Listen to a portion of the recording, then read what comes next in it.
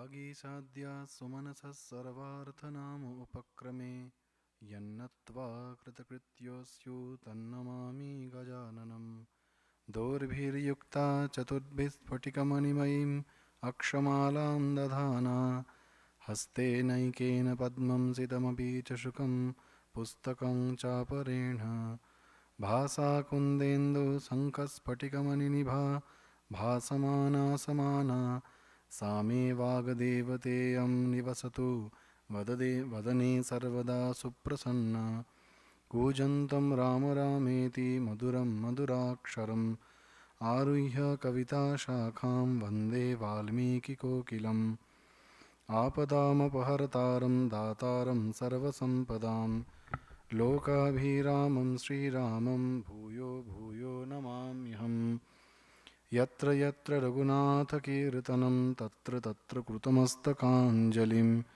बाष्पवारी परिपूर्णलोचनं मारुतिं नमत राक्षसान्तकम् असाध्यसाधकस्वामिन् असाध्य तव किं वद रामदूतकृपासिन्धो मत्कार्यं साधय प्रभो ॐ स्थापकाय च धर्मस्य सर्वधर्मस्वरूपिणे अवतारवरिष्ठाय रामकृष्णाय ते नमः।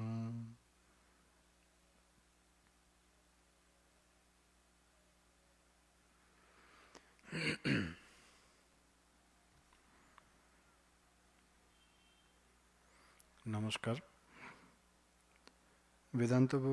বেদান্ত দর্শন ফেসবুক পেজের মাধ্যমে যারা আজকের এই বাল্মীকি রামায়ণ অবলম্বনে শ্রীরামের অনুধ্যান শীর্ষক পাঠ ও আলোচনায় অংশগ্রহণ করছেন তাদের সকলকে শুভেচ্ছা। আজকে আমাদের নবম ক্লাস বা নবম পাঠ। আগের দিন আমরা অশ্বমেধ যজ্ঞের যে আয়োজন, সুবিশাল আয়োজন, সেই সম্পর্কে আমরা আলোচনা করেছিলাম। প্রায় 26টি ডিপার্টমেন্ট আমরা আলোচনা করেছিলাম।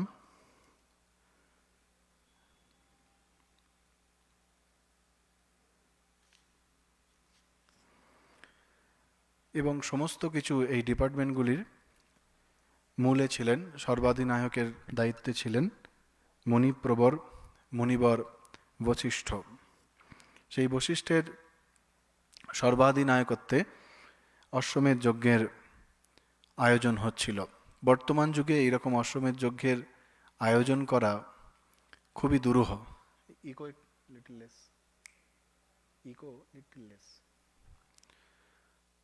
তাই সাধারণ মানুষের পক্ষে বা অনেক মিলিত প্রচেষ্টাতেও সম্ভব হয় না। বর্তমানে সেই জন্য স্থূলভাবে থেকে সূক্ষ্মভাবে যজ্ঞের আয়োজন আমরা করতে পারি, সেই আলোচনা আমরা পরে করব। তবে আয়োজনের যে ব্যাপকতা, সেই দিক থেকে এই কলিযুগে দুর্গাপূজাকে এই অশ্বমেধ যজ্ঞের সঙ্গে তুলনা করা হয়। এই যে সুবিশাল আয়োজন, সেই আয়োজনের সঙ্গে যদি তুলনা করা হয় তো বর্তমান যুগে আমরা জানি দুর্গাপুজো করতে গেলে তার অনেক আয়োজন আছে। দুর্গাপূজাকে মহাপূজা বলা হয়। সেই মহাপূজার আয়োজনের সঙ্গে এই অশ্বমেধ যজ্ঞের আয়োজন তুলনা করা যায়। সাধারণত যজ্ঞ অর্থে আমরা যেটা বুঝি সেটা হচ্ছে কোনো বৃহৎ কার্য সম্পাদনের জন্য সমবেত প্রচেষ্টা, সমবেত সামর্থ্য ও শক্তি একীভূত করে যখন আমরা কোনো বিশেষ উদ্দেশ্য পালন করা হতো, কোনো বিশেষ উদ্দেশ্যের জন্য, উদ্দেশ্যে সাধনের জন্য এই অশ্বমেধ যজ্ঞ করা হতো। শুধু অশ্বমেধ যজ্ঞ নয়, রাজসূয় যজ্ঞ, পুত্রেষ্টি যজ্ঞ, এরকম অনেক যজ্ঞ আছে। বৈদিক যুগে বহু যজ্ঞের কথা আলোচনা করা হয়েছে, বহু যজ্ঞের উল্লেখ আছে। যজ্ঞ কথাটা এসেছে ইয়াজ ধাতু থেকে। ইয়াজ ধাতু মানে হচ্ছে উপাসনা বা যজন করা, আদর করা, পূজা করা, সম্মান করা। তো ইয়াজ ধাতুটা থেকে যজ্ঞ কথাটা এসছে। এবং এই যজ্ঞের মধ্যে উৎসর্গের একটা ভাব আছে, উৎসর্গ করা, যা কিছু আছে উৎসর্গ করা। মূলত আমরা 5 ধরনের যজ্ঞের কথা শাস্ত্রের বিভিন্ন জায়গায় পাই। ভূতযজ্ঞ, মনুষ্যযজ্ঞ, পিতরযজ্ঞ, দেবযজ্ঞ, ব্রহ্মযজ্ঞ। 5 ধরনের যজ্ঞ। এগুলি 5 ধরনের মানে প্যাটার্ন। যেমন ভূতযজ্ঞ, পশু পাখি ইত্যাদির কল্যাণ কামনা করে ভূতযজ্ঞ করা হতো। মনুষ্যযজ্ঞ, মানুষের জন্য, সকলের জন্যে প্রার্থনা করে ভূতযজ্ঞ করা হতো। সেদিক দিয়ে দেখতে গেলে এই অশ্বমেধ যজ্ঞ যেহেতু সকলের কল্যাণার্থে ভগবানের অবতারণের জন্য করা হচ্ছে, দশরথ যদিও তার নিজের দিক থেকে পুত্রের লাভের ইচ্ছায় করছেন, কিন্তু তার পুত্রলাভ করার যে ইচ্ছা তা শুধুমাত্র তার ব্যক্তিগত ইচ্ছা নয়, তা সর্বসাধারণের জন্য, জগতের জন্য, লোককল্যাণের জন্য। পিতরযজ্ঞ, যেগুলো পূর্বপুরুষদের জন্য করা হতো, সেটাকে পিতরযজ্ঞ বলা হতো। দেবযজ্ঞ, দেবতাদের উদ্দেশ্যে, দেবতাদের প্রসন্ন করার জন্য। যেমন কোনো কোনো জায়গায় অনাবৃষ্টি হচ্ছে, কোনো কোনো জায়গায় অতিবৃষ্টি হচ্ছে, সেই সমস্ত যে পরিস্থিতি তা সামলানোর জন্য অনেক দেবতাদের উদ্দেশ্যে যজ্ঞ করা হতো, সেটা হচ্ছে দেবযজ্ঞ। আর ব্রহ্মযজ্ঞ মানে হচ্ছে চরম যে মুক্তির জন্য যে যজ্ঞের বিধান রয়েছে, সেটি ব্রহ্মযজ্ঞ। তো যজ্ঞ বলতে মূলত ত্যাগের একটা ভাব আছে যজ্ঞের মধ্যে, সেই জন্য ইংরেজিতে স্যাক্রিফাইস যজ্ঞকে ট্রান্সলেট করা হয়েছে স্যাক্রিফাইস, অর্থাৎ কোনো বৃহৎ উদ্দেশ্য সাধনের জন্য ত্যাগ স্বীকার করা। এই হচ্ছে যজ্ঞের মূল কথা। আমরা দেখব আজকে অশ্বমেধ যজ্ঞের আলোচনা করব, সেই জন্য আজকের যে বিষয় যজ্ঞ অবতরণের আশ্বাস, কিভাবে দশরথ যজ্ঞ করছেন এবং ভগবান অবতারিত হবেন তার আশ্বাস পাচ্ছেন।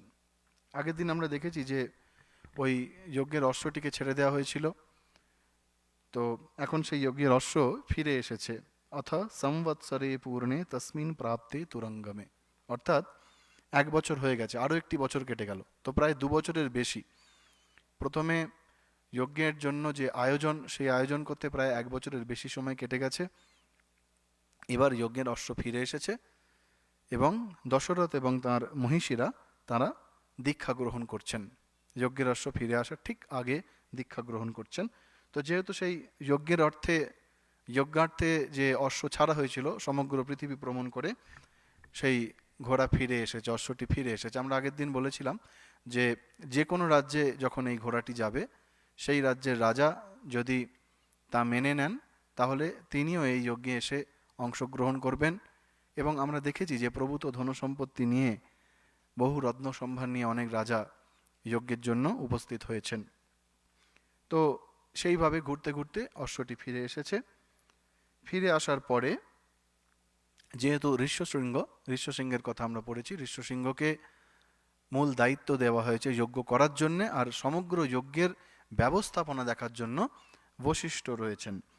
তো সেই ঋষ্যশৃঙ্গকে পুরোভাগে রেখে তাকে অগ্রবর্তী করে অন্য ঋষিরা সমস্ত বিধি নির্দেশ এ সমস্ত মেনে যজ্ঞ শুরু করলেন। যজ্ঞ আরম্ভ হলো।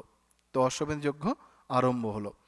শাস্ত্রীয় বিধি নিষেধ নির্দেশ এগুলির সঙ্গে সঙ্গে যে দেশাচার বা কুলাচার যেগুলি আছে, আমরা জানি আমাদের বর্তমানেও বিভিন্ন পূজা পার্বণ ইত্যাদিতে দেশাচার, কুলাচার বা লোকাচার এগুলি সব আছে। এগুলো এক এক জায়গায় এক এক রকম থাকে। তো সেই সমস্ত দেশাচার এবং কুলাচারগুলিকেও কিন্তু মেনে চলা হয়েছে। এই সমস্ত মেনে যজ্ঞ শুরু হয়েছে। বিভিন্ন রকম যজ্ঞের অনেক ধাপ আছে কয়েকগুলি, তার অত ডিটেলে না গিয়ে জাস্ট কেবল একটা আউটলাইন আমরা দেখব যজ্ঞের, কারণ এখানে অনেক রকমের ক্রিয়ার উল্লেখ রয়েছে। যেমন প্রাতঃশ্রবণাদি, মাধ্যান্দি শ্রবণাদি, তৃতীয় শ্রবণাদি, এরকম অনেকগুলি ধাপ রয়েছে। সেই ধাপগুলো একটি একটি করে সম্পন্ন হচ্ছে। ঋষ্যশৃঙ্গ তখন সকল মুনি ঋষিদের তিনি আহ্বান করলেন যে এবার যজ্ঞের মূল অনুষ্ঠান শুরু হবে, অর্থাৎ আহুতি প্রদান শুরু হবে, দেবতাদের উদ্দেশ্যে আহুতি শুরু হলো। আমরা জানি যখন হোম, আজকের দিনে যজ্ঞের একটা ছোট রূপ হচ্ছে হোম। আমরা জানি শ্রীরামকৃষ্ণদেব ঠাকুর, মা স্বামীজি এনাদের জন্মতিথিতে ওই হোম হয়। তো যজ্ঞের একটা ক্ষুদ্র রূপ বলতে পারি। সেই হোমেতে বিল্বপত্র বা বেলপাতা আমরা ঘিয়ের সঙ্গে আহুতি দিই। যজ্ঞের ক্ষেত্রে ব্যাপারটা আরও ব্যাপক। সেখানে শুধুমাত্র ঘি নয়, তার সঙ্গে বহু জিনিস থাকে। সেই সমস্ত জিনিস যথাযথ আহুতি দেওয়া শুরু হয়েছে। বাল্মীকি বলছেন, ন চাহুতম অভূত তত্র স্খলিতং ন বা কিঞ্চন দৃশ্যতে ব্রহ্মবৎ সর্বং ক্ষেমযুক্তম হি চক্রিডে। অর্থাৎ সেই যজ্ঞে কিছুই আহুতিবিহীন বা ত্রুটিযুক্ত আহুতি হয়নি। আমরা জানি যখন হোম করা হয়, আহুতি দেওয়ার সময় যদি বিল্বপত্রটা অগ্নি যেখানে জ্বলছে সেখান থেকে বাইরে পড়ে যায়, তখন সেটাকে আবার অগ্নিতে দেওয়া হয়, কারণ না হলে ওই আহুতিটা নষ্ট হয়, আহুতিটা ঠিক দেওয়া হলো না। তো বলছে এই এত বড় যজ্ঞ, অশ্বমেধ যজ্ঞ, এত হাজার হাজার ব্রাহ্মণ, ঋত্বিক, অর্থাৎ যারা যজ্ঞ করেন, আমরা জানি যজ্ঞের হোতা তাকে ঋত্বিক বলা হয়, ঋত্বিক। সেই ঋত্বিকরা যে আহুতি দিচ্ছেন তার একটি আহুতিও কিন্তু ত্রুটিযুক্ত নয়, প্রত্যেকটা ত্রুটি শূন্য আর আহুতিহীন নয়। ঠিক ঠিক দেওয়া হলে সেটাকে আহুতি বলা হয়। কোনো কিছুই পতিত বা বিচ্যুত হয়নি, অর্থাৎ নষ্ট হয়েছে এরকম কিছু নয়। সব কিছুই ব্রহ্ম ভাবনায় দৃষ্ট হওয়ায় মঙ্গলযুক্ত হয়ে নির্বিঘ্নে সুসম্পন্ন হচ্ছিল। সর্বকর্ম ব্রহ্মবাদ মন্ত্রযুক্তম, টিকাকার বলছেন যে সকলের মধ্যে সেই ব্রহ্ম রয়েছে। আমরা দুপুরবেলা প্রসাদ বা যে কোনো সময় প্রসাদ পাওয়ার সময় ব্রহ্মার্পণম, ব্রহ্মহবি ইত্যাদি মন্ত্র গীতা থেকে আমরা মন্ত্র উচ্চারণ করি। তো সেখানে ওই ব্রহ্ম ভাবনা, সব কিছুই ব্রহ্মময়, সেই ব্রহ্মময় ভাব থেকে এই মহাযজ্ঞ হচ্ছে। সেই জন্য সেখানে কোনো দোষ হচ্ছে না, সেখানে কোনো ত্রুটি হচ্ছে না। এবং এই যজ্ঞে যে সমস্ত ঋত্বিকরা রয়েছেন, ব্রাহ্মণরা রয়েছেন, তারা কেউ কিন্তু এই যজ্ঞ চলাকালীন শ্রান্ত বা পরিশ্রান্ত, ক্লান্ত হয়েছেন বা খিদে পেয়েছে, এরকম কিন্তু হয়নি। এবং সমস্ত ব্রাহ্মণ যারা ছিলেন তারা প্রত্যেকেই বিদ্বান ছিলেন, এবং প্রত্যেক ব্রাহ্মণের কমপক্ষে 100 জন শিষ্য ছিল। মানে তারা সত্যি সত্যি যে শাস্ত্রজ্ঞ তা তাদের শিষ্য সংখ্যা দেখলে বোঝা যায়। কমপক্ষে প্রত্যেক ব্রাহ্মণ বা ঋষি যারা ছিলেন তাদের 100 জন করে শিষ্য ছিল কমপক্ষে। তো এই বিশাল ব্যবস্থার মধ্যে যজ্ঞের চলার সঙ্গে সঙ্গে এখানে বাল্মীকি রাজা দশরথের তরফে যে আতিথেয়তা তার উল্লেখ করছেন, যে বলছেন এই যজ্ঞে যে সমস্ত ব্রাহ্মণ, ক্ষত্রিয়, বৈশ্য, শূদ্র, যাই হোক, যত বর্ণ, সমস্ত বর্ণের মানুষ যারা অংশগ্রহণ করেছেন তাদের প্রত্যেকের পর্যাপ্ত ভোজনের ব্যবস্থা করা হয়েছিল, অর্থাৎ কেউ অভুক্ত ছিলেন না, সকলের ব্যবস্থা করা হয়েছে। তপস্বী এবং শ্রমণ যারা, তাপসা ভুঞ্জতে চাপি শ্রমণাশ্চৈব ভুঞ্জতে, যারা তপস্যা করেন, শ্রমণ যারা সন্ন্যাসী, শ্রমণাহা সন্ন্যাসিনোপি ভুঞ্জতে। টিকাকার বলছেন যে শ্রমণ মানে যারা সন্ন্যাসী তাঁরা পর্যন্ত এইখানে এই যজ্ঞে অংশগ্রহণ করেছেন এবং তাদেরও ভোজনের ব্যবস্থা করা হয়েছে। বৃদ্ধাশ্চ ব্যাধিতাশ্চৈব স্ত্রী বালাশ্চ তথৈব চ অনিশম ভুঞ্জমানানাম না তৃপ্তিহি উপলভ্যতে। অর্থাৎ স্ত্রী, ছোট ছোট বালক, বৃদ্ধ, ব্যাধিগ্রস্ত মানুষ যারা যারা এই যজ্ঞে এসছেন তাদের প্রত্যেকের খাবারের যথাযোগ্য ব্যবস্থা করা হয়েছে। এবং সর্বত্র কি রব উঠছে, দীয়তাম দীয়তাম অন্ন বাসাংসি বিবিধানি চ, দীয়তাম ভুজ্যতাম, দাও দাও, যত লোক আসছেন, যত মানুষ আসছেন প্রত্যেককে দাও। এই দেওয়ার ভাব উদার ভাব না হলে হয় না। যিনি যজ্ঞের কর্তা অর্থাৎ দশরথ রাজা, তার মনের উদার ভাব না থাকলে যত ধনসম্পত্তিই থাক না কেন এই দাও দাও ভাবটা আসে না। স্বামীজি বলছেন না, দাও দাও ফিরে নাই চাও, থাকে যদি হৃদয়ে সম্বল। অর্থাৎ সম্বলটা মূল হৃদয়ে থাকতে হবে। ধনসম্পত্তি প্রত্যেকের থাকেন, কিন্তু দেওয়ার মানসিকতা প্রত্যেকের থাকে না। সেই দশরথের দেওয়ার মানসিকতা দেখলে আশ্চর্য হতে হয়। তিনি সকলকে দিতে বলছেন। ইতি সঞ্চেদিতাস্তত্র তথা চক্রুর অনেকশদ। এরকম নির্দেশ দেওয়া হচ্ছে যে অন্ন দাও, নানারূপ বস্ত্র দাও, বাসাংসি মানে বস্ত্র, অন্ন দাও, বস্ত্র দাও। এইরব শুনে যে সমস্ত কর্মীরা দান করছেন দশরথের তরফ থেকে, তারা আরও উদ্বুদ্ধ হচ্ছেন, তারা আরও প্রবুদ্ধ হচ্ছেন এবং হয়ে তারা সেই দানে অংশগ্রহণ করছেন, তারা উদার হৃদয়ে দান করছেন। এই জিনিসটা আমরা অন্যান্য অবতার দিগের জীবনেও দেখেছি যে যেখানে যে জায়গাতে বা যে পরিবারে অবতার আসছেন সেই পরিবারের তার পিতামাতার মধ্যে উদার ভাব না থাকলে সেটা হয় না। অন্যান্য অবতারদের জীবনেও আমরা দেখতে পাই যে উদার ভাব থাকতে হবে, একটা ব্যাপক ভাব থাকতে হবে, একটা সরলতা থাকতে হবে। এই সরলতা থেকে উদার ভাব আসে। দাতার মনের মধ্যে একটা অতৃপ্তি থাকতে হয় যে না, যতটা করলাম এতটুকু হয়তো যথেষ্ট নয়। তো দশরথের মনের মধ্যে সেই অতৃপ্তি আছে, যেন সেই অতৃপ্তি থেকে তিনি বলছেন দাও, আরও দাও, যত যে আছে সকলকে দাও। এবং এত ব্যবস্থা এত বিশাল যে এই অন্ন বস্ত্র এসব যেখানে রাখা হয়েছে দেখতে যেন মনে হচ্ছে বিশাল বিশাল পর্বত, পাহাড়ের মতো হয়ে গেছে। অন্নকূটাশ্চ দৃশ্যন্তে বহব পর্বতোপমাহা পর্বতোপমাহা। অর্থাৎ অন্নকূট, অন্নকূট কথাটা আমরা আজকাল ব্যবহার করি অন্নপূর্ণা পূজার সময়। অন্নকূট মানে যে আসছে, যত লোক আসছে তাদের সকলের জন্য খাবার ব্যবস্থা, অফুরন্ত ব্যবস্থা, সেই হচ্ছে অন্নকূট। তো সেই অন্নকূট, সেখানে অন্নের স্তূপগুলি দেখে পাহাড়ের মতো মনে হচ্ছে। মানে কত বিশাল আয়োজন দশরথ করেছেন। এবং এই সমস্ত আয়োজন যারা গ্রহণ করছেন, অতিথি যারা এসেছেন, তারা সকলে বিভিন্ন দেশ থেকে আগত পুরুষ, স্ত্রী, রাজা, তাদের সমস্ত অমাত্যগণ, মন্ত্রী, সৈন্য, সামন্ত, তারা সব খুব পরিতৃপ্ত হয়েছেন সেই তার দান গ্রহণ করে বা তার আতিথ্য গ্রহণ করে। তারা খুবই আনন্দিত হয়েছেন। তারা কি বলছেন? অহতৃপ্তা স্ম ভদ্রম তে। প্রথমে বলছেন অন্নম হি বিধিবৎ স্বাদু প্রশংসন্তি দ্বিজর্ষবাহা। খাদ্য বিধিমতো রান্না করা হয়েছে এবং সুস্বাদুও হয়েছে, প্রশংসা করছেন। প্রশংসার পরে তারা আশীর্বাদ করছেন, কি বলে? অহতৃপ্তাহা স্ম ভদ্রম তে। আমরা পরিতৃপ্ত হয়েছি। তৃপ্তাহা, আমরা পরিতৃপ্ত হয়েছি। স্ম ভদ্রম তে, আপনার কল্যাণ হোক, আপনার মঙ্গল হোক। আমরা বিভিন্ন কাজ বা বিভিন্ন উৎসব আদিতে, পারিবারিক হোক বা সর্বসাধারণের জন্য হোক, আমরা যে সকলকে নিমন্ত্রণ করি তার উদ্দেশ্যটা এই যে তারা অতিথি, তারা যদি এসে আতিথ্য গ্রহণ করেন এবং আমার অতিথি সেবা যদি ঠিক হয়, তাহলে তাদের শুভকামনা, তাদের আশীর্বাদ আমাদের জীবনের চলার পথের পাথেয় হয়। তো এই আশীর্বাদটুকুই দরকার আমাদের। সেই জন্যেই এত কিছু করা। দশরথ কেন করছেন না? তিনি কোনো রকম খুঁত রাখছেন না, কারণ খুঁত রাখলে তাহলে কিন্তু যে উদ্দেশ্যে এত কিছু করা সেই উদ্দেশ্য সাধিত হবেন না। এই সমস্তর মধ্যে দশরথের যে সমস্ত কর্মীরা রয়েছেন তারা অত্যন্ত সুকৌশলে, একদম ঠিকভাবে, শুধুমাত্র রাজার ইচ্ছা থাকলে তো হয় না, তার অধীনে যে সমস্ত কর্মী রয়েছে তাদেরও সুদক্ষ হতে হয়। তারা ঠিক করে ওই দানের বস্তুটিকে সকলের কাছে পৌঁছে দিতে হয়। গীতায় আমরা জানি যোগা কর্মসু কৌশলম, সেই কৌশলে কাজ করা, ঠিক করে কাজ করা, তবেই তো যোগ হবে।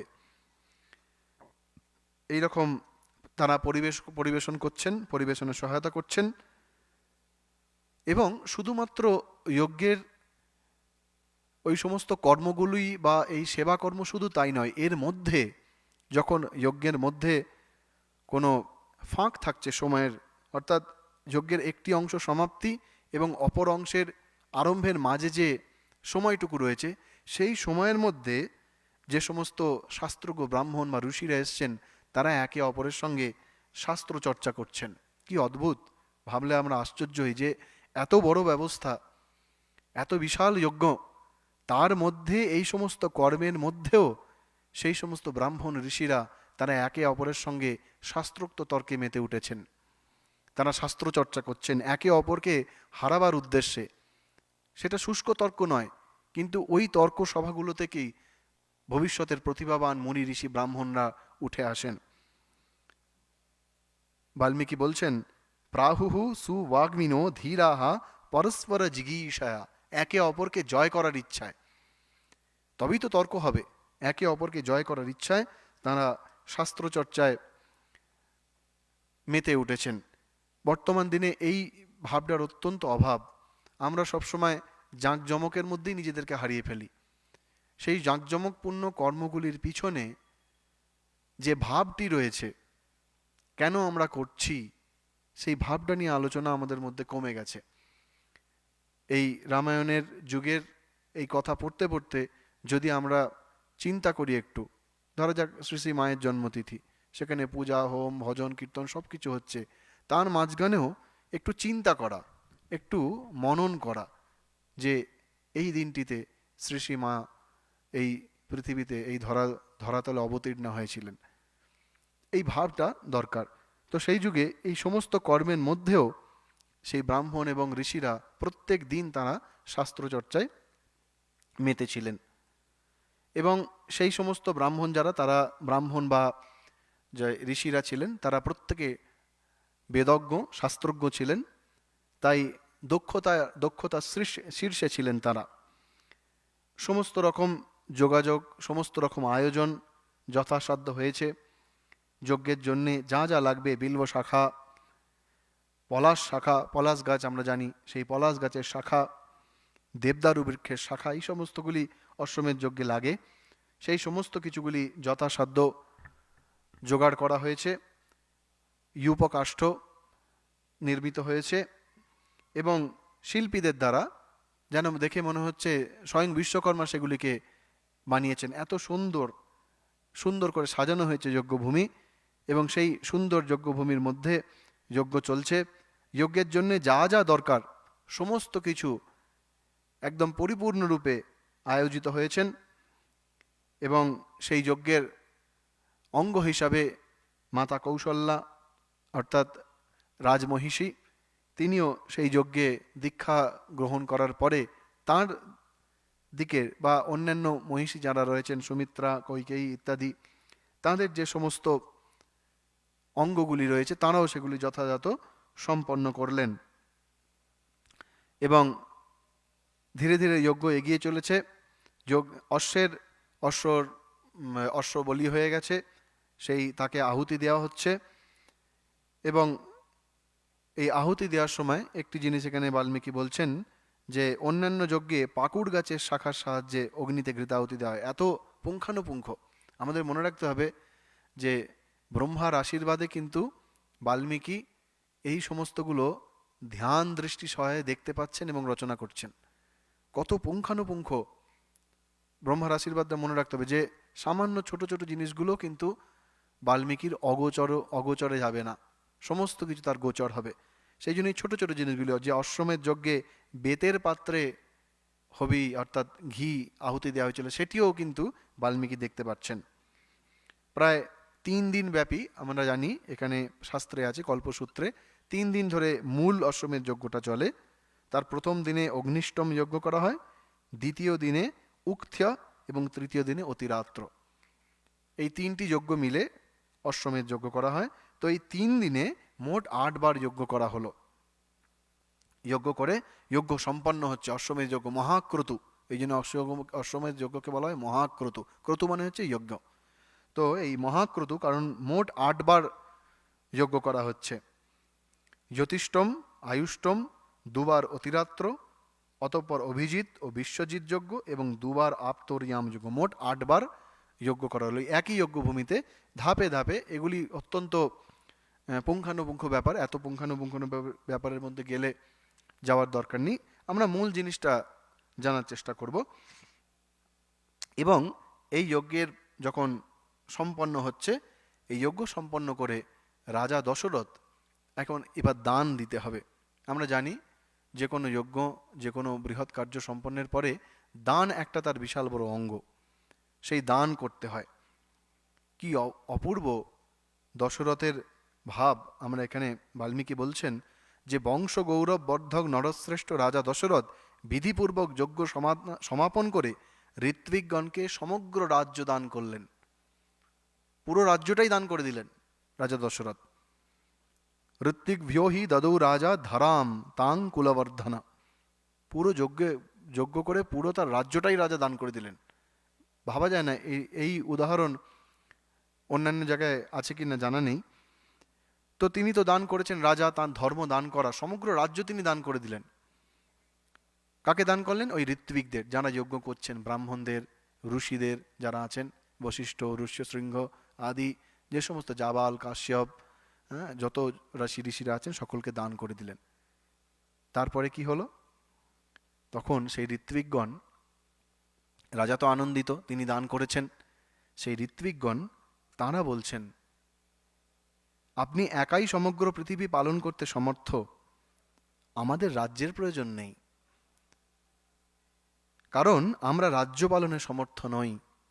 হে মহারাজ, আমরা সর্বদাই স্বাধ্যায় কার্যে ও বেদ পাঠে রত থাকি, অতএব আপনি মূল্য হিসেবে সামান্য কিছু দান করুন। এইটি একটি অদ্ভুত ভাব। রাজা তিনি সমস্ত কিছু দান করে দিলেন, রাজা তার সব আছে, রাজা দশরথের সব আছে, কিন্তু বৃহৎ উদ্দেশ্য পূরণের জন্য তিনি সমস্ত ত্যাগ করছেন।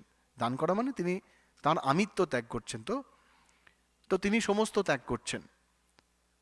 আর পক্ষান্তরে অন্যদিকে ব্রাহ্মণ, ঋষি, তাদের কিছুই নেই, তারা প্রায় নিঃস্ব, তাদের যৎসামান্য যা আছে তাইতেই তাদের জীবন চলে। তাদের ভাবও কিন্তু ত্যাগ, তারাও কিন্তু গ্রহণ করছেন না। সুতরাং দুদিকেই ত্যাগের পরাকাষ্ঠা আমরা দেখতে পাচ্ছি। একদিকে রাজা দশরথ, যার সমস্ত কিছু আছে, অথচ তিনি সমস্ত ত্যাগ করছেন, দান করছেন, সমগ্র রাজ্য দান করে দিলেন। আর অন্যদিকে ঋষি, ব্রাহ্মণ, তারা প্রায় নিঃস্ব, নিঃসম্বল, তারা নিতেই পারতেন, রাজা তো দান করেছেন, এবং তাদের যা তপস্যার শক্তি আছে, তাদের যা তপস্যার প্রভাব আছে, তারা সেই দান হজম করতে সমর্থ, কিন্তু তবুও তারা কিন্তু গ্রহণ করছেন না। তারা বলছেন যে আমরা এত দান নিয়ে কি করব, আমাদের দরকার নেই। কেন দরকার নেই? কারণ আমরা স্বাধ্যায় এবং তপস্যা থাকি। ওই একদম প্রথমে বাল্মীকি রামায়ণ একদম প্রথম দিকে আমরা পড়েছি, তপস্বাধ্যায় নিরতম। ওই তপস্যা এবং স্বাধ্যায়ের ভাব আমরা তখনই আলোচনা করেছিলাম, যে রামায়ণের প্রায় ছত্রে ছত্রে আমরা এই তপস্যা এবং স্বাধ্যায়ের ভাব বারবার আমরা পাবো। সেই তপস্যা এবং স্বাধ্যায়ের রত মুনি ঋষিরা, তারা কিন্তু রাজার ওই দান স্বীকার করছেন না। সামান্য আপনি কিছু দিতে পারেন। কেন এই সামান্য দিতে বলছেন? কারণ তারা জানেন, তারা তো শাস্ত্রজ্ঞ, তারা জানেন যে দান ছাড়া যজ্ঞ সম্পন্ন হয় না, দক্ষিণা ছাড়া যজ্ঞ, পূজা, এই সমস্ত যেগুলি আছে সেগুলি সম্পন্ন হয় না। সেই জন্যই দক্ষিণা দেবার বা প্রণামী দেবার চল। পূজার শেষে মূলত আমরা দক্ষিণা বলি, দক্ষিণা বা দান বলি। এই দান না হলে যিনি যজ্ঞ করছেন তার যজ্ঞ সম্পন্ন হয় না, সেটা এই মুনি ঋষিরা জানেন। তাই জন্য বলছেন সাধারণ কিছু, সামান্য কিছু দেয়া হোক। তো সামান্য, রাজা তখন সেই সামান্য কি দিলেন?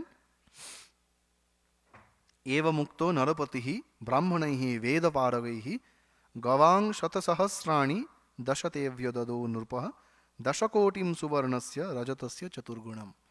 রাজা অত্যন্ত সামান্য দান করলেন। সেই সামান্য দান কতটা না, তিনি এই সমস্ত ব্রাহ্মণ, ঋষি এবং এদেরকে 10 লক্ষ গরু দিলেন। সামান্য 10 লক্ষ গরু। যারা যখন দেখলেন যে এই ঋষিমুনি এরা রাজ্য নেবে না, কিন্তু রাজার মন দেখুন, রাজা 10 লক্ষ গরু, 10 কোটি স্বর্ণমুদ্রা, 10 কোটি স্বর্ণমুদ্রা এবং 40 কোটি রৌপ্য মুদ্রা টোটাল তিনি দান করছেন। 10 লক্ষ গাভী, 10 কোটি স্বর্ণমুদ্রা এবং 40 কোটি রৌপ্য মুদ্রা, এইসব তিনি দান করলেন। এখানেও রাজার উদার মনোভাবের কথা জানা যায়, যে তিনি কথার কথা দান করেননি রাজ্য।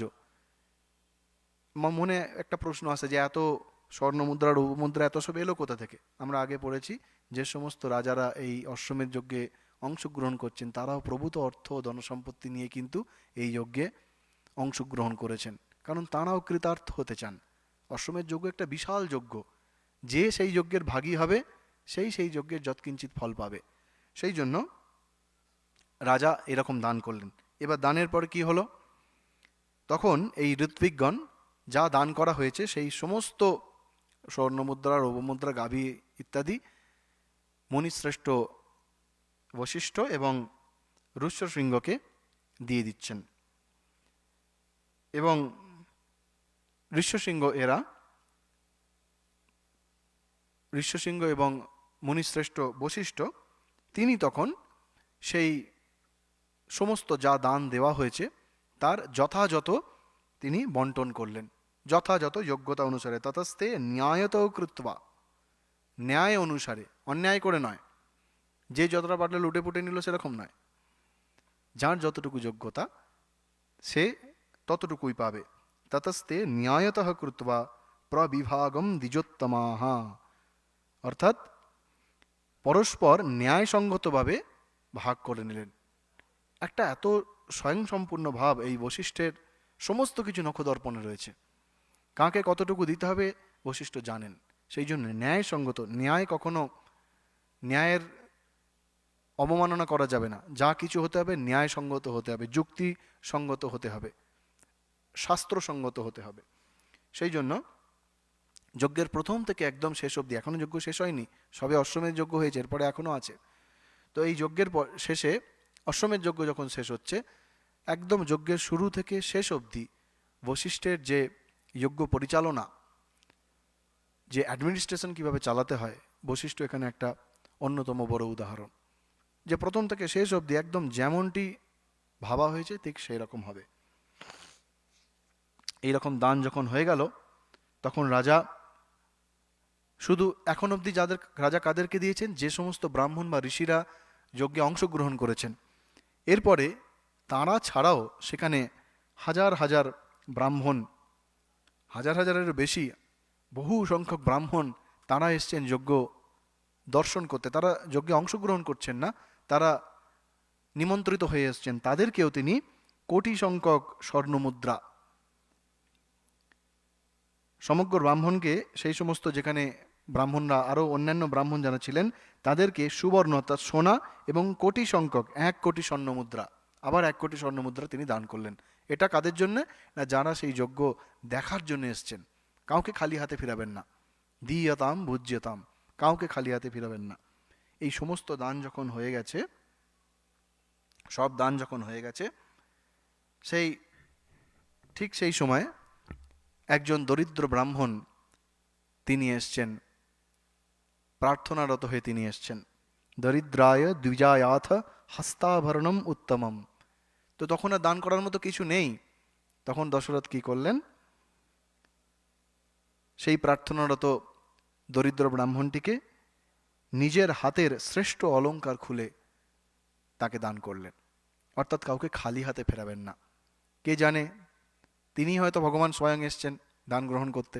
আর এরকম বহু ঘটনা আছে যে এত বড় যজ্ঞ পূজা ইত্যাদি চলছে, হয়তো একটি সামান্য ভিখারির বেশে বা কোনো এক দরিদ্র ব্রাহ্মণের বেশে কেউ একজন এসেছেন, হয়তো আমাদের অগোচরের তিনি রয়ে গেলেন, দেওয়া হলো না, যিনি এসেছিলেন তিনিই হয়তো পেলেন না। এরকম একটি প্রচলিত কাহিনী ছিল যে ভগবানের পুজোর জন্য ফল কাটা হচ্ছে, একটি বাচ্চা ছেলে এসে বারবার ফল চাইছে, নিতে চাইছে, তাকে দিচ্ছে না। ভগবানই এসেছিলেন ওই বাচ্চা ছেলেটির রূপ ধরে। তো পূজা সব হয়ে যাবার পরেও যে পূজা করছেন তার মনে শান্তি হলো না। তখন পরে জানতে পারছেন যে ভগবান স্বয়ং এসেছিলেন ওই শিশুর রূপ ধরে। তো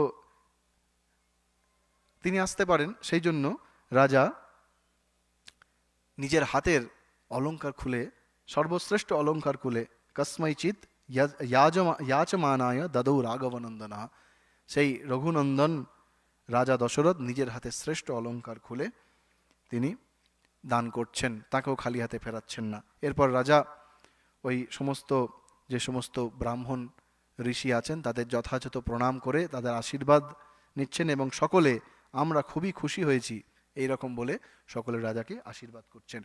এইভাবে অশ্বমেধ যজ্ঞের একটা পর্ব সমাপ্ত হচ্ছে। কিন্তু আমরা জানি রাজা দশরথকে সুমন্ত্র বলেছিলেন যে ঋষ্যশৃঙ্গের দ্বারা পুত্রেষ্টি যজ্ঞ করিয়ে তবে পুত্র লাভ হবে। তো এখন সেই সুমন্ত্রের কথা রাজার স্মরণে এলো, তিনি মনে করলেন, তার মনে পড়ল, তখন তিনি এসে ঋষ্যশৃঙ্গকে অনুরোধ করছেন হে সুব্রত, আমার বংশবৃদ্ধিকারী কর্ম করতে আপনাকে অনুরোধ করছি। অর্থাৎ এইবার পুত্র কামেষ্টি যজ্ঞ বা পুত্রেষ্টি যজ্ঞ শুরু হবে। কুলস্য বর্ধনম তৎ তু কর্তুম অর্হসি সুব্রত। হে সুব্রত, আপনি এখন ওই পুত্রেষ্টি যজ্ঞ যেটি, সেই যজ্ঞ শুরু করুন।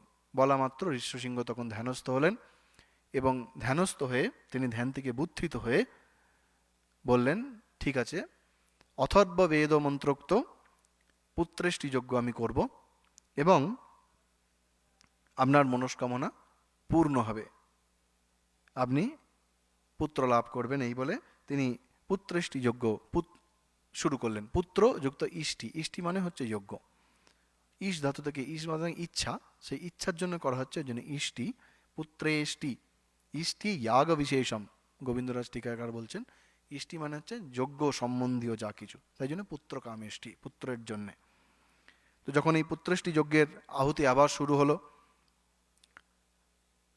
আমরা এই যজ্ঞের আয়োজন পড়তে পড়তেই ক্লান্ত হয়ে যাচ্ছি, তাহলে সেই সময় যে যজ্ঞের যারা করছেন তাদের যে স্ট্যামিনা, তাদের যে অশ্রান্ত ভাব, মানে অবিশ্রান্ত ভাব, তাদের মধ্যে কোনো শ্রান্তি ক্লান্তি নেই, সেটা ভেবে সত্যি আশ্চর্য হতে হয়।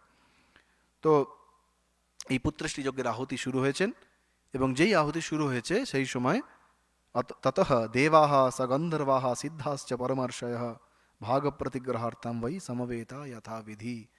যেই যজ্ঞের আহুতি শুরু হয়েছে এই পুত্রেষ্টি যজ্ঞে, এটা দেবতাদের উদ্দেশ্যে সরাসরি আহুতি দেওয়া হয়। তো সেখানে সেই গন্ধর্বগণ, দেবগণ, উপদেবতা, মহর্ষি, ঋষি, যারা সব উচ্চকোটির, তারা সব আকাশ মার্গে তারা এসে ওই যজ্ঞভূমিতে অবস্থান করছেন, যজ্ঞভূমিতে উপস্থিত হচ্ছেন সেই সমস্ত দেবতা গন্ধর্বরা। কারণ দশরথ যে যজ্ঞ করছেন নিজ পুত্রের পুত্র লাভের জন্য, সেটা তাঁর প্রয়োজন। আরেকটা যুগ প্রয়োজন আছে, যে যুগ প্রয়োজনের জন্য ভগবানকে অবতারিত হতে হবে। এবার সেই অধ্যায়টি আমরা দেখতে পাচ্ছি যে এখানে সব মহর্ষি দেবতারা সব এক হয়েছেন। আমরা একটা টার্নিং পয়েন্ট এখানে পাবো, যে এতক্ষণ অবধি আমরা দশরথের দিক থেকে আমরা জিনিসটাকে দেখছিলাম যে দশরথ তিনি অযোধ্যার রাজা, তিনি অপুত্রক, তিনি পুত্রের জন্য যজ্ঞ করছেন। কিন্তু আরেকটা যে মূল উদ্দেশ্য, যে উদ্দেশ্যের জন্য ভগবানের অবতার রূপ ধারণ করে, রাম রূপ ধারণ করে অবতীর্ণ হওয়া, সেই উদ্দেশ্যের সঙ্গে আমরা এখন পরিচিত হব। অর্থাৎ এটা বাল্মীকি রামায়ণের একটি টার্নিং পয়েন্ট আমরা বলতে পারি, যে এই দেবতারা সব এসে হাজির হয়েছেন। সেখানে পিতামহ ব্রহ্মা এসছেন, পিতামহ ব্রহ্মাও এসছেন। আসার পরে দেবতারা করজোরে ব্রহ্মাকে প্রণাম করে তাকে বলছেন, হে ভগবান, আপনার কৃপায় বলিয়ান হয়ে রাবণ নামক রাক্ষস, প্রথম রাবণের কথা এলো রামায়ণে, রাবণ নামক রাক্ষস বল প্রয়োগ করে আমাদের সকলকে উৎপীড়ন করছে, আমাদের সকলকে অত্যাচার করছে। আমরা তার শাসন মানতে পারছি না। আপনি তাকে তপস্যায় তুষ্ট হয়ে তাকে বর প্রদান করেছেন, সেই আপনার বরে বলিয়ান হয়েই সে আমাদের ওপর অত্যাচার করছে, এবং আপনি বর দিয়েছেন বলেই আমরা মুখ বুজে সব সহ্য করছি। দিন দিন তার উৎপীড়ন, তার অত্যাচার বর্ধিত হচ্ছে। ঋষি, গন্ধর্ব, যক্ষ, দেবতা এবং এমনকি দেবরাজ ইন্দ্রকেও তিনি যথেষ্ট অত্যাচার করছেন। তার ভয়ে সূর্য তাপ বিকিরণ করতে পারছে না, তার ভয়ে বায়ু প্রবাহিত হতে পারছে না, সমুদ্র তাকে দেখে স্তব্ধ থাকছে। রাবণের এত পরাক্রম। তো আপনি এই ভীষণ রাক্ষসকে কি করে বধ করা যায় তার উপায় আপনি বলুন। আমরা তার ভয়ে অত্যন্ত ভীত সন্ত্রস্ত, তার বধের কোনো একটা উপায় স্থির করুন। তন মহান্ন ভয়ন তস্মাৎ রাক্ষসাৎ ঘোর দর্শনাৎ, বাল্মীকি বলছেন বধার্থম তস্য ভগবান উপায়ম কর্তুমর্হসি। আপনি তার একটা উপায় বের করুন, কি করে এই দস্যুকে হত্যা করা যায় বা বধ করা যায়। তখন সমস্ত কিছু শুনলেন ব্রহ্মা, শুনে তিনি বললেন একে হত্যা করা হবে, এবং এর হত্যা করার উপায়ও কিন্তু স্থির হয়ে আছে। কি উপায় স্থির হয়ে আছে? বাল্মীকির কথায়, তেন গন্ধর্ব যক্ষাণাম দেবতানাম চ রক্ষসাম অবধ্यो अस्मि इति वागुक्ता तथेत्युक्तम চ তন্ময়া। রাবণ কি বর চেয়েছিল? রাবণ বর চেয়েছিল, বলছেন ব্রহ্মা বলছেন, সে বর প্রার্থনা করেছিল যে আমি গন্ধর্ব, যক্ষ, রাক্ষস, দেবতা যেন এদের অবদ্ধ হতে পারি, এরা কেউ যেন আমাকে বধ করতে না পারে। কে কে? গন্ধর্ব, যক্ষ, দেবতা, রাক্ষস। আমিও তখন তাকে তথাস্তু বলেছিলাম। আমরা জানি যখন বর প্রার্থনা করা হয় তখন ব্রহ্মা বা শিব এরা তথাস্তু বলেন, তাই হোক বলেছিলাম, আমিও তথাস্তু বলেছিলাম। তো তাতে হলোটা কি? তারপরে বলছেন ব্রহ্মা, না কীর্তয়দবজ্ঞানাৎ তদ রক্ষো মানুষাংস্তদা তস্মাৎ স মানুষাদ বধ্য মৃত্যু নান্য অস্য বিদ্যতে। খুব গুরুত্বপূর্ণ কথা। সেই রাক্ষস তখন, অর্থাৎ যখন বর প্রার্থনা করছে রাবণ, তখন মানুষের কথা সে অবজ্ঞা করে ভাবেনি, মানুষকে অবজ্ঞা করেছে যে আরে দেবতা, যক্ষ, রাক্ষস, গন্ধর্ব এরা আমাকে যদি বধ না করতে পারে মানুষ কি করবে? মানুষকে সে অবজ্ঞা করেছে, সেই জন্যেই সে মানুষের বধ হবে, মানুষ দ্বারাই তার বধ হবে, তার মৃত্যু অন্যভাবে হবে না, অর্থাৎ মানুষই তাকে বধ করবে। এখানে এই মনুষ্য জন্মের যে কত গুরুত্ব, সেই গুরুত্ব এখানে দেখা যাচ্ছে। সেই মনুষ্য জন্মের, সেই জন্যই তো ভগবান মনুষ্য রূপে আসছেন, তার মৃত্যু অন্যভাবে হবে না। এরম ব্রহ্মা যখন বলছেন, এই কথা শুনে দেবতারা খুব আনন্দিত হয়েছেন। ইতোমধ্যে ইত্যাবসরে এই ব্রহ্মার সঙ্গে দেবতাদের যখন এই আলোচনা চলছে, তখন দীপ্তিমান, বাল্মীকি যে বলছেন সেই শ্লোকের অর্থ ধরে বলছি, খুব সুন্দর বর্ণনা। দীপ্তিমান পীতবসন শঙ্খচক্র গদা পদ্মধারী সুবর্ণ কেয়ুরবান দেবপূজিতা বিশ্ববিধাতা বিষ্ণু মেঘবাহন সূর্যের ন্যায় গরুড় পৃষ্ঠারূঢ় হয়ে সেখানে উপস্থিত হলেন এবং ধ্যানাবিষ্ট হয়ে ব্রহ্মার পাশে উপবেশন করলেন, ব্রহ্মার নিকট উপবেশন করলেন। অর্থাৎ ভগবান শ্রীহরি বিষ্ণু তিনিও এসছেন যজ্ঞে, যজ্ঞার্থ, অর্থাৎ সকল দেবতার উদ্দেশ্যে যে আহুতি দেওয়া হয়, তারা তাদের নিজ নিজ যে যজ্ঞের অর্থ, অর্থাৎ যজ্ঞের যে যজ্ঞের ভাগ, নিজে নিজে ভাগ, স্ব যজ্ঞ ভাগ, সেই নিজের ভাগ গ্রহণ করার জন্যে ভগবান শ্রীহরি বিষ্ণু এসেছেন সেখানে, সেই যজ্ঞে উপস্থিত হয়েছেন। তাকে দেখে সমস্ত দেবতারা আবার বিনীতভাবে আবার তার কাছে অনুরোধ করছেন। সকল দেবতারা যেমন ব্রহ্মার কাছে তারা অনুরোধ করলেন, ঠিক সেইভাবে তারা বিষ্ণুর কাছে, ভগবান বিষ্ণুর কাছেও প্রার্থনা করছেন। কি বলছেন? হে সর্বব্যাপী নারায়ণ, ধর্মজ্ঞ, দানশীল ও মহর্ষিতুল্য তেজস্বী অযোধ্যাপতি রাজা দশরথের হ্রি শ্রী কীর্তি স্বরূপা তিন পত্নীর গর্ভে আপনি চার পুত্র রূপে আগমন করুন।